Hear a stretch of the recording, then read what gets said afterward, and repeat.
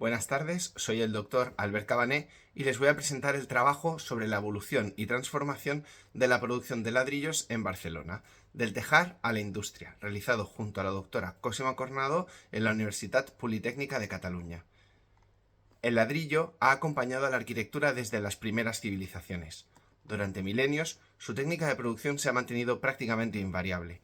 Pese a la continuidad tecnológica, a lo largo de su tiempo se han generado piezas con variables propias del oficio y respondiendo a las necesidades constructivas de cada una de las épocas.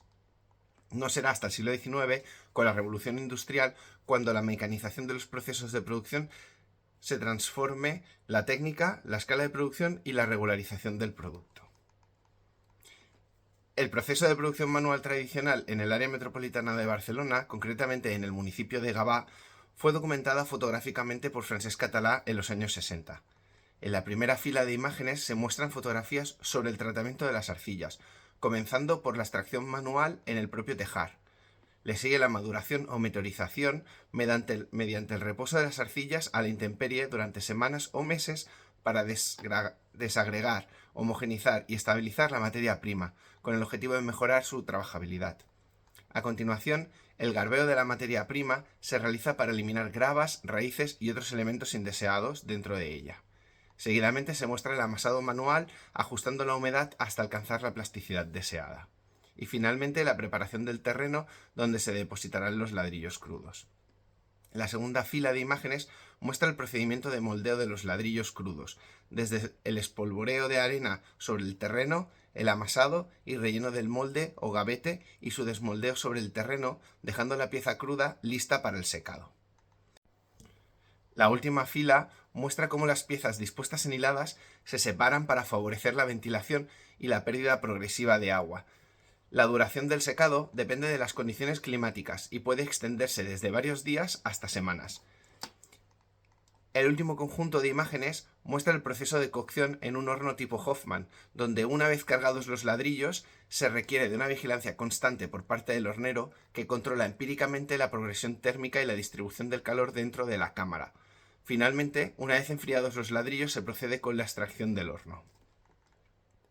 Este tipo de producción tradicional se transformó a mediados del siglo XIX por diversos motivos, entre ellos por la transformación industrial, mecanizando progresivamente los procesos de producción. Este proceso puede observarse en el número de solicitudes de patentes para maquinaria y mejoras para el moldeo de ladrillos, despuntando en la década de 1850 y con un claro incremento progresivo a partir de la década de 1940. Asimismo, el crecimiento urbano impulsó la apertura de nuevos tejares para satisfacer la creciente demanda de materiales de construcción. Sin embargo, ese mismo proceso terminó ocupando los suelos industriales y provocó su desplazamiento hacia las periferias. La evolución de las licencias de obra para la construcción de tejares lo evidencia.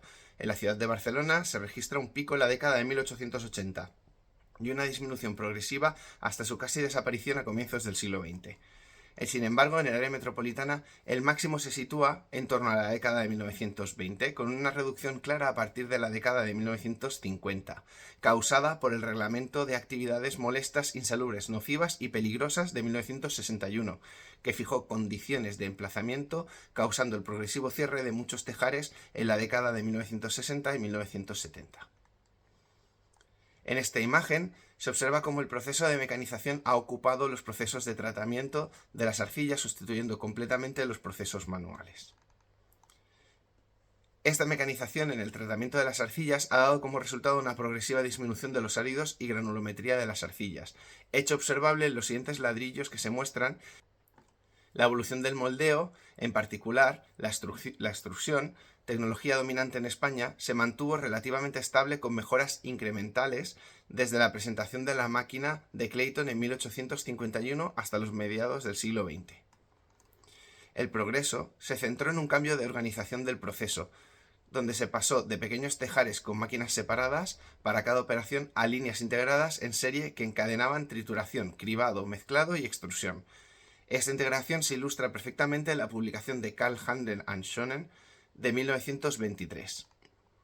La primera máquina para extrusionar ladrillos, o galletera, diseñada por Clayton, fue presentada en la Exposición Universal de Londres de 1851. Esta tecnología para la fabricación de ladrillos huecos fue descrita con gran entusiasmo y detalle en el Memorial de Ingenieros de 1852. Hay registros sobre la posible implantación de esta galletera ya en 1852 a las afueras de la ciudad de Barcelona en la industria La Hispana, quien en 1854 publica un anuncio en el Diario de Barcelona halagando las virtudes de los ladrillos huecos y referenciando un par de construcciones realizadas hasta la fecha. La instalación de las galleteras se volvió una necesidad de la industria del ladrillo, donde las primeras imágenes encontradas datan de 1924, precisamente del reciente tejar construido en 1921 en Montjuïc por Fomento de Obras y Contratas. Esta imagen recopilan imágenes de galleteras musealizadas, donde se han conservado exclusivamente la parte de la maquinaria para la extrusión. En la parte superior izquierda se muestra la más antigua, conservada actualmente y localizada en el Museo de la Terracota de la Bisbal de l'Empordà, diseñada para extrusión de baldosas. Las galleteras de 1950 y 1962 que se muestran están expuestas en la industria de Felip Verdés en Igualada y muestran la evolución de la tecnología de la extrusión con la incorporación de la cámara de vacío, presente hoy en día en todas las galleteras en funcionamiento.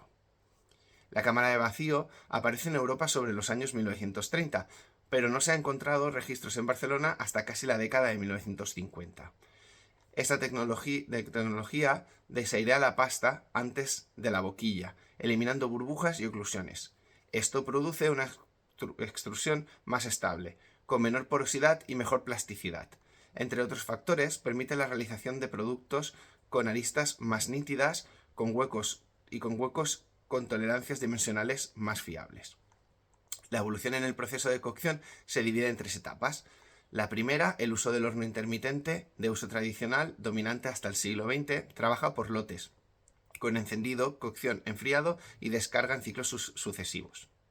El segundo, el horno Hoffman, patentado en 1858 y documentada la primera licencia de construcción en 1897 en Barcelona, introduce una cocción continua mediante cámara anular con recuperación térmica, elevando la eficiencia y la regularidad del proceso con una cocción continua las 24 horas.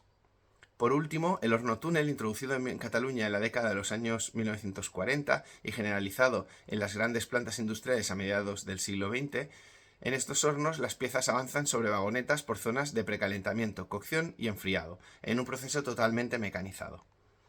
En el siglo XX apareció también la necesidad de control y normalización de los productos industriales. En este marco es remarcable el trabajo realizado por el Laboratorio General de Ensayos y Análisis de Cataluña. Este laboratorio realizó ensayos de calidad desde su creación en 1917. En particular, en 1923 quedó documentado el primer ensayo del ladrillo hueco y en 1953 el primer ensayo del ladrillo tipo Gero o perforado.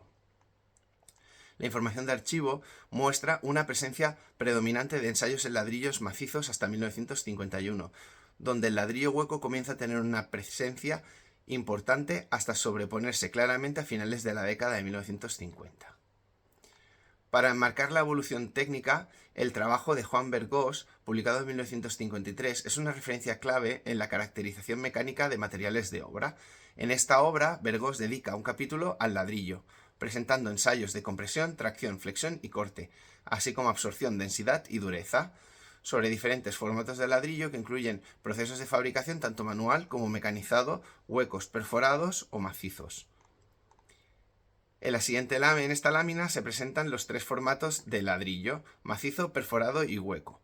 Los ladrillos perforados y huecos se presentan en secuencia cronológica de izquierda a derecha desde la más antigua hasta la más reciente, siendo ellos los ladrillos que se han podido recuperar de diferentes obras y diferentes emplazamientos. La primera pieza hueca procede de un edificio de 1928 y ejemplifica las primeras soluciones de piezas aligeradas empleadas en Barcelona.